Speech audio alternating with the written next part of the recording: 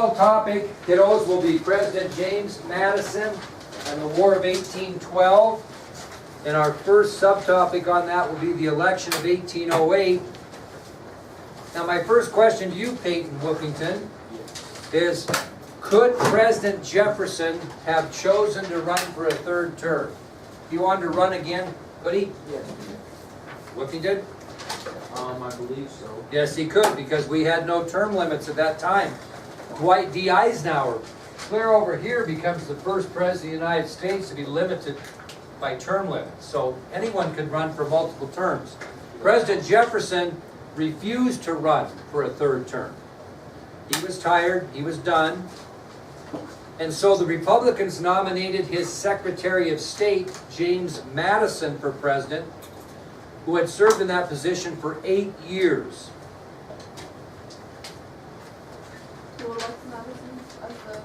The Republicans nominated James Madison for president because President Jefferson refused to run. Now, people were fond of James Madison. He was a scholarly man, very quiet, and he shared Jefferson's views. So if you were going to vote for James Madison, you were more than likely a supporter of Thomas Jefferson. Okay? Now, do you remember who was vice president under Jefferson? No, not Aaron Burr. He decided not to, remember, he decided not to be because he ran for governor of New York, and George Clinton was elected. Well, this was kind of a weird deal. George Clinton actually ran for president during this election, and he was supported by those Republicans that opposed war. So anti-war. Remember, we're going to get ourselves in a problem here. And so Clinton actually ran for re-election for vice president, but he also ran for president, which was kind of a weird deal. Now, you remember who ran in the election of 1804 for the Federalists? That was Charles Pinckney and Rufus King. They again would represent the Federalist Party, who was on the verge of collapse, actually, in that election. So they couldn't come up with any better candidates. And remember, those two got crushed. It was the worst defeat in American history in 1804, but they couldn't come up with anyone better, so they ran Pinckney and King again. Well, when the dust cleared in the Electoral College, Madison wins the election of 1804 with 122 electoral votes. Pinckney, the Federalist, got 47, and George Clinton actually received 6 electoral votes for president.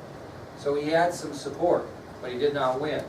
So when the dust cleared in the Electoral College, Madison wins the presidency with 122 electoral votes compared to 47 for Pinckney and 6 for Clinton.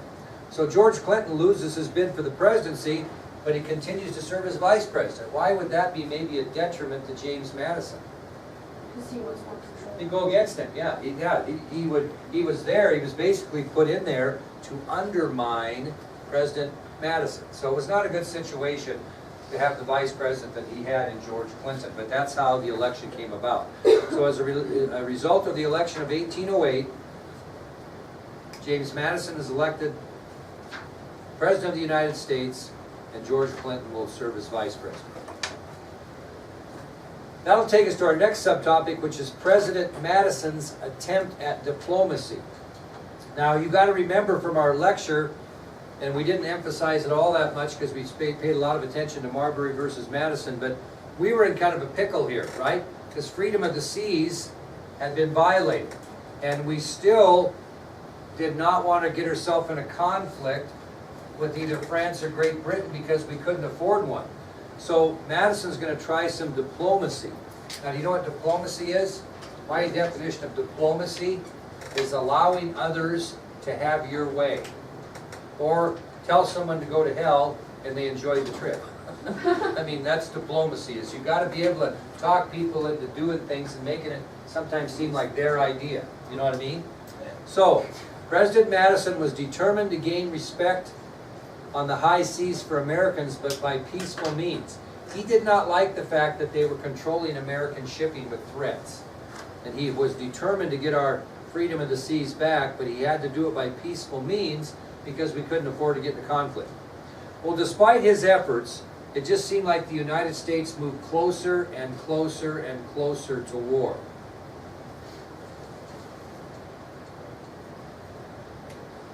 Well, President Madison's diplomacy, when he urged both Great Britain and France to remove their restrictions on American shipping, actually half worked.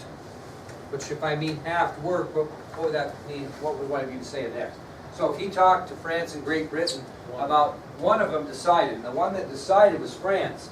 So in August of 1810, Napoleon agreed to work with the United States, and he announced that France would no longer interfere with American shipping. So Madison's diplomacy does work halfway. It works with France. And in August of 1810, Napoleon agrees with Madison's attempt at diplomacy, and he announces that France would no longer interfere with American shipping.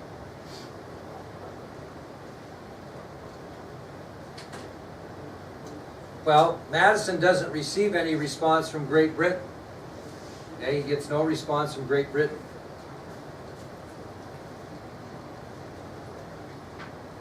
So how would we get back at Great Britain? We would refuse to trade with Great Britain, but we would continue to trade with who? France. Well, what's that action eventually going to lead to? War, no question about it. So Napoleon's not stupid. He agrees to think, you know, if we restrict our shipping restrictions to America with Great Britain, maybe they'll trade with us. And he was right. Britain refused to respond to Madison's attempt at diplomacy. Therefore, Madison had no choice but to forbid all trade with Great Britain, but continue to trade with France. Well, that's a dynamite cake ready to go off, and it's eventually going to lead to a war with Britain. Well, after his 4 years of diplomacy, we're going to have the election of 1812. We have the election of 1812.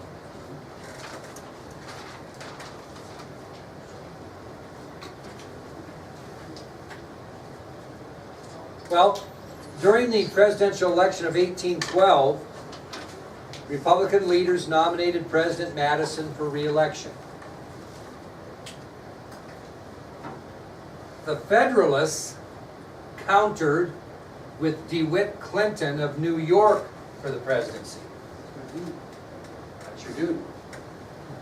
Well, think about that a little bit. So it's going to be Madison for the Republicans and DeWitt Clinton of New York for the presidency. Does that ring up a bell with you at all? How was his vice president? Well, that wasn't his vice president. George Clinton was. So what was DeWitt Clinton? He was George Clinton's nephew. He was George Clinton's nephew. So you can kind of tell what Madison put up with during those first 4 years as president. Now Madison wins this election 128 to 89 in the electoral vote, telling you what? Look at the margin. Tighter, right? Tighter, okay?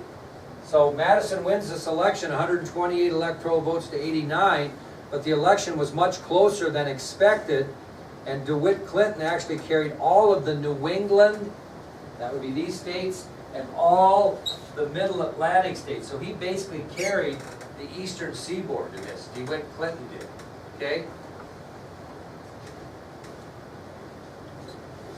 What else happened in Congress?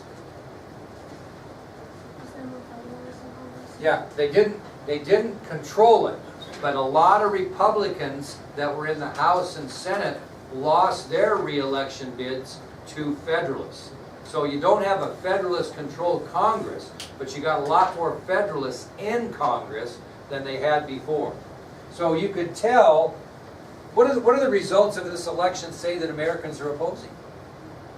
They see Madison as doing what? Taking us to what? War. So basically you have an anti-war statement here. When you have the Federalist candidate whose party's just about down the dumpster be that close to the Republican, and Federalists are gaining seats in Congress, you can see that many Americans are starting to think, hey, we don't want to go to war, and Madison's going to lead us towards war. Does he? Yeah. Yes, but kind of by accident. So that takes us to the next subtopic, which is President Madison's ultimatum to the British. President Madison's ultimatum to the British. Elise, my dear, what's an ultimatum? We talked about it a little bit before. Wasn't that like, you can either do this or this, or I don't know. You can either do this or this is gonna happen to you. So if I say, Meg, Kind of the demand. you can bring me $1 for your cookie if you want to, if you're feeling like I'm poor, you can do that. Or I can say, Meg, if you don't bring me $1 for your cookie, I'm gonna give you an F in this class. That's an ultimatum. It's, you do this or else, okay? So when I talk about President Madison's ultimatum to the British, he's gonna give them, you do this or else, okay? Well, shortly after he took the oath of office for his second term, President Madison gave Great Britain an ultimatum. And now, I want you to come up with this. What was the ultimatum he gave? Think about it. What? Well, not so much trade with us, but either leave our shipping alone, or we're going to do what? Declare war on you. So there's the ultimatum. Madison's had enough, and he throws an ultimatum out to the British. You either leave American shipping alone, or you can be prepared for a declaration of war by the United States upon your country. That's a pretty stern ultimatum. Well, this is kind of interesting. When the British Parliament gets Madison's ultimatum, they suspend the orders in council. And they do that on June 16th, 1812. So if they suspended the orders in council, they suspended that law that says that they forbid us from trading with any foreign country under the direction of France, right? So they suspend them. So do they take our ultimatum seriously? They do. So, as a result of President Madison's ultimatum, the British Parliament suspends the orders in council on June 16, 1812. Remember, those were earlier laws that forbid any American ship from entering any foreign port under the control of France. Unfortunately, there were not cell phones, email, telephone lines to carry this news to President Madison. So as a result, the United States did not receive that information on time. He gave them so much time to respond and didn't get the message. So unaware that the British had suspended the orders in council, the United States declared war on Great Britain on June 18, 1812, 2 days after they suspended the orders in council. We didn't get the word.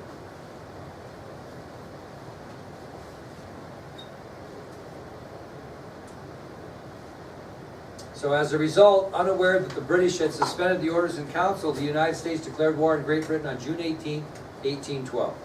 Once you declare war, you don't really say, "Oh, sorry." Now, who was against this declaration of war? Federalists, big time, okay? And there's two reasons why the Federalists were so against a war with Great Britain. What were most Federalist occupations? And what do merchants do when they trade with Great Britain? They make money, or they trade with other people. The Federalists were upset because they knew that the war would ruin what was left of their shipping industry. You don't ship much when you're in war. So Federalist merchants knew that war would ruin what was left of their shipping industry. The Federalists also looked ahead and said, you know what? If we win this war with Great Britain, we're going to get land in Canada and Florida.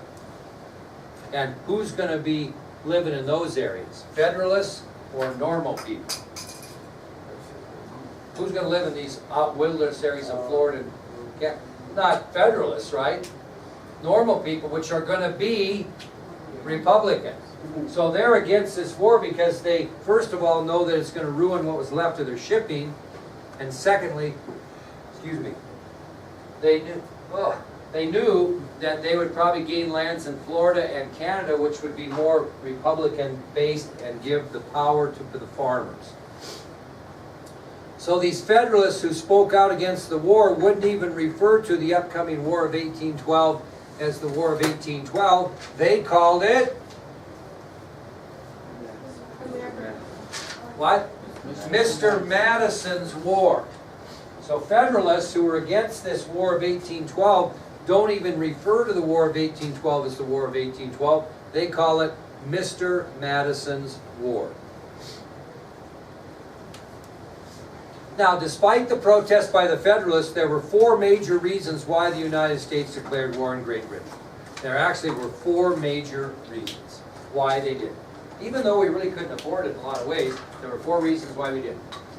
McKenna, why in the world, think about what we talked about, what would be a reason that you could justify for declaring war on Britain? Why do we do it? Shh. Why would we do this?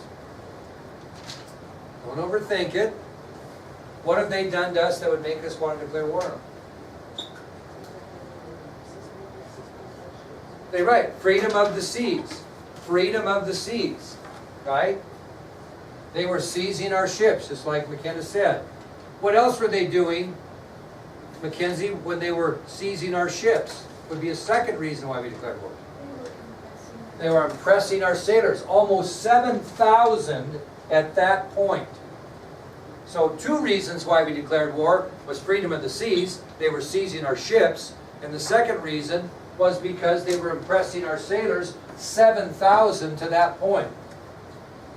Why else might you declare war?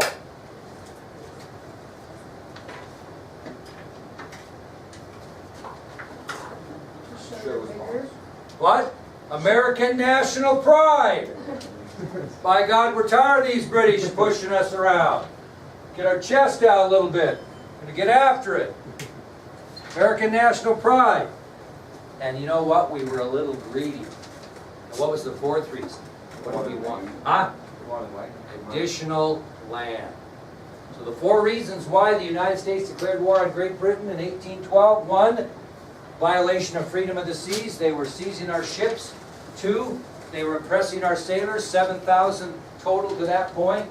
3, American national pride, tired of getting pushed around. And 4, we were a little hungry for some more land. We thought we could get some with the victory. Okay, let's talk about that. That's our next subtopic. America becomes hungry for land.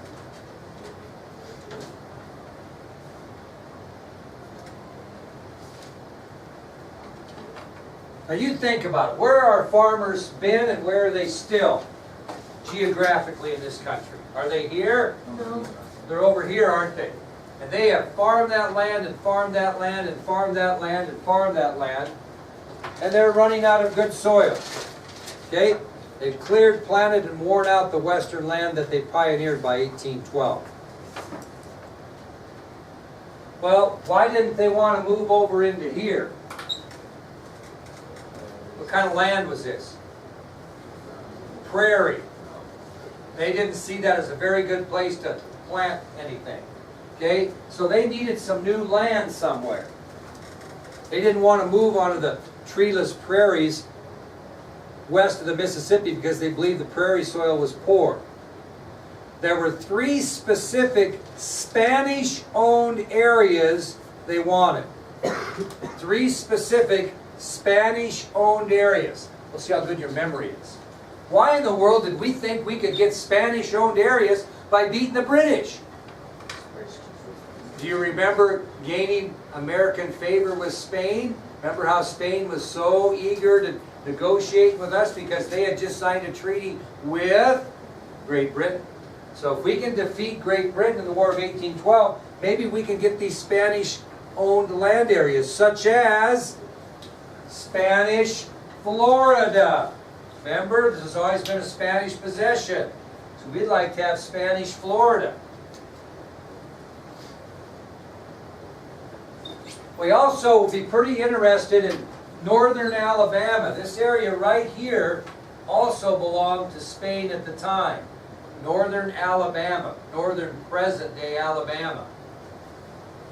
So we were pretty interested in Florida because that gave us control of the Gulf of Mexico. Present-day northern Alabama had some really good soil there to farm. And southern Canada, what did southern Canada give us? And timber. Really nice wooded southern Canada with good fishing opportunities, nice rich wooded land. And since Spain had been an ally of Great Britain ever since Napoleon took over France and invaded Spain, a victory over Great Britain would mean a victory over Spain and possession of those three land areas. That makes sense? All right, here we go. It's going to take us to the War of 1812. Not a lot of kids in history know much about this war. Kind of gets briefly, dusted over, but we're going to tell you about this thing. Pretty interesting.